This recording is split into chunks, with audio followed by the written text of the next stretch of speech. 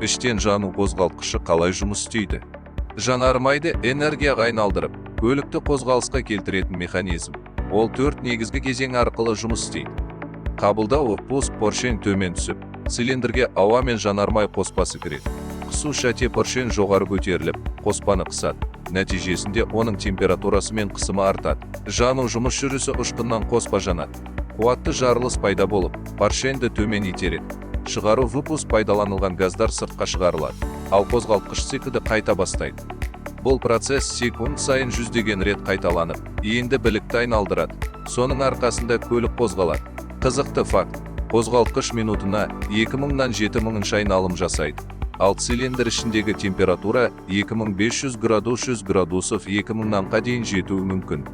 Іштен жану қозғалтқышының болашағы қандай? Қазіргі таңда электромобильдер қарқынды дамуда. Болашақта олар жүкті толық алмастыра ма?